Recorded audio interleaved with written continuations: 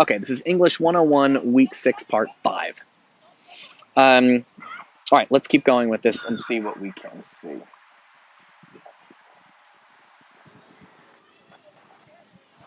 Okay, so he's now going to describe what it's. So he's talking. He wants to talk about what is happening when you fall in love. He's still describing that. At the beginning of this tale, I divided each soul into three: two horses and a charioteer. And one of the horses was good and the other was bad. The division may remain, and I have not yet explained what the goodness or badness of either consists, and to that I will proceed. So for Socrates, the soul is like a guy with two horses, but one horse is good and one horse is bad. They pull in opposite directions. The gods, the horses pull the same direction, up to the heavenly things like goodness and truth and beauty and justice and temperance. But human beings, the horses want to go opposite directions. There's one horse that's good and wants to go up to those things, but the other horse is bad and wants to go down to earthly things, and that is going to be sex, but also power, money, food. So it's yeah, okay, it's very, you can handle this. This is fine. Again, I pointed out already, it's like the good angel, bad angel on your shoulder from Christianity, or Freud has the superego that tells you to follow the rules, and the id, which just wants pure pleasure, and that they're constantly at war with each other. Okay, so he's going to talk more about the two horses now. Remember, Socrates doesn't really believe the soul is two horses. It's just a metaphor. It's a way of thinking about it temporarily, because Socrates is talking about shit that's hard to explain. And when shit is hard to explain, you need to explain it like you would explain it to a little kid. And the way you explain, well, it's like this. There's two horses and they're pulling in different directions. It's not true, but it's a useful way of thinking about it. Okay. This is actually the biggest lesson of my entire career. Damn, I'm going to stop. I'm stopping to do this. All right, this is important. This is important. Important. A lot of my students in college have trouble. They come in my class and I give them, if you take other classes with me, I give students philosophers sometimes, different kinds of philosophers. And students, I'll teach a philosopher and students are like, they feel like they have to pick the one that's true. And they don't. I don't give students philosophers because I'm trying to convert you into believing what they say is correct. I'm giving you philosophers because it's a helpful way to think about things temporarily. Use the philosopher, learn their ideas, try them out, throw them away.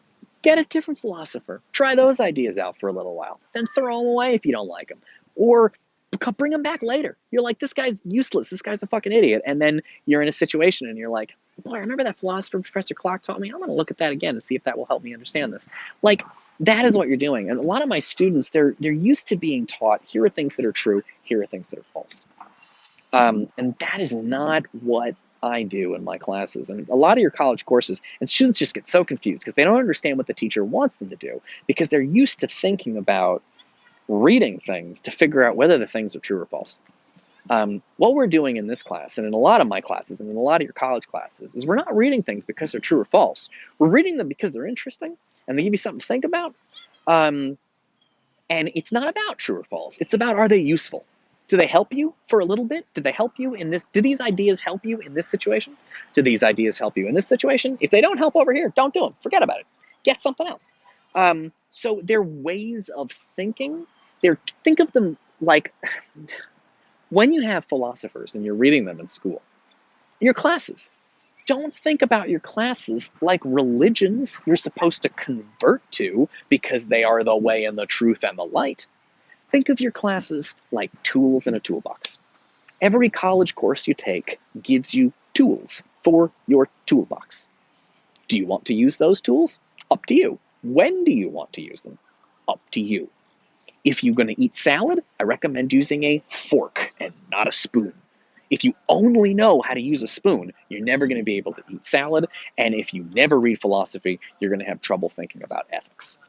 So they're tools in the toolbox for you to pick up and use whenever you want. And you could do crazy things, right? You could try to eat. Here's a simple one. If you want to put a nail in a wall, use a hammer, right? But of course, you could also use a hammer to murder somebody. Don't do that. Don't murder anybody. But people have used hammers for murder. Are hammers designed for murder? No, they're not. But they get the job done. So the point is that the philosophy we're learning They're tools. Now, you can use them wrongly. You could take Play-Doh and you could use them to do something very bad, just like some people will take a hammer and kill somebody with them. But the point is that if you can learn lots of different kinds of philosophy, it adds tools for your toolbox. What you do with those tools is up to you. But I want you to think about your education, your classes, your lessons, the readings. They're all just tools. And sometimes you're going to be like, I don't ever want to use that tool. It is annoying and it hurts my hand. So don't ever use it. You don't have to use it. But the more tools you know, the better you're going to be prepared for situations you're going to meet out in the real world. And if you've spent a little bit of time in here thinking about ethics and love, you're going to be better able to do those things in the real world because you got the tools. Most people don't have that many tools for their life. And then they're frustrated and they're angry because they can't deal with the things that come up in their life because they don't have a lot of tools. The point of college and education in general is to give you tools. It's not about converting you to which, because it would be silly. Can you imagine going to school and they're like, this is how a hammer works. Hammers are true. What does that mean, a hammer is true? A hammer isn't true or false. A hammer is useful or useless. So it's a way of thinking about education in a different way.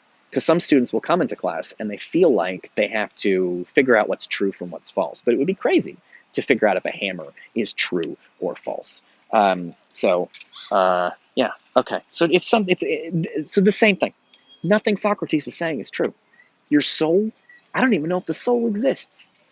Does it have horses? I don't know. Does it have wings? I don't know. Does falling in love make your soul grow wings? It doesn't. Probably not. But it's a useful way of thinking about it for a little while, temporarily. It helps explain why you feel the way you feel when you fall in love. Is it true? I don't know. But it does a kind of work for you, and it's a way of thinking about college in general. We're not trying to convert you. We're not trying to get you to agree with us 100%. We're just trying to teach you different tools that have been useful to people in the past. Maybe they'll be useful in the future. I don't know. I think learning about things that are very old are helpful for the future because I think the future looks a lot like the past. Some people don't think that. Some people think the future looks totally different from the past and that studying history and philosophy is fucking useless because people back then couldn't possibly understand our complicated modern world. People go, oh, boy, today's so much more complicated today than it was centuries ago. I don't know if that's true. In Shakespeare's day, a bunch of white people landed in America for the first time, and they were like, what the fuck is this? That might have been more complicated than our life now. Two cultures coming in contact that had never been in contact before. I mean, that's got to be like meeting space aliens or something. I mean, come on, that's crazy. All right, now I'm back. I'm paying attention. I think that was a good lesson. I'm doing a good job. All right. Let's see what else we got going here. Okay. So he's talking about those horses. The right-hand horse is upright and cleanly made. He has a lofty neck and aquiline nose. It's a good-looking horse. His color is white. His eyes are dark. He is a lover of honor and modesty and temperance and the follower of true glory. So this is the good horse. You can tell he's got a list of good things. He needs no touch of the whip, but is guided by word and admonition only. So normally you got to whip a horse to make him go forward, but the good horse, you just say go forward, and the good horse goes forward because he listens to you. Good horse is good, nice and simple. Guess what? Bad horse is the opposite of that. The other is a crooked, lumbering animal, put together anyhow. He has a short, thick neck. He is flat-faced and of dark color with gray eyes and a blood-red complexion. The mate of insolence and pride, shag-eared and deaf, hardly yielding to whip and spur. So it's the bad horse does, even when you whip him, the bad horse doesn't go where he's supposed to go. By the way, something, I don't want to say racist exactly, but like, this is a thing. We talk about stereotypes and organizing the world. You can already see a simple organizational thing Socrates has. The good horse is white and the bad horse is black. Now, it's not racism back then, but it does match up with modern day racism. These are the kinds of ideas. When you categorize people, you end up with shitty stuff like that. So don't make a big deal out of skin color. But again, where does that come from? Well, it comes from stuff like this, where people go dark equals bad, light equals good. You can see it's where ideas come from, and the good ones and the bad ones. So, all right, studying Plato. All right, I'm done with this video. I'll see you in the next video.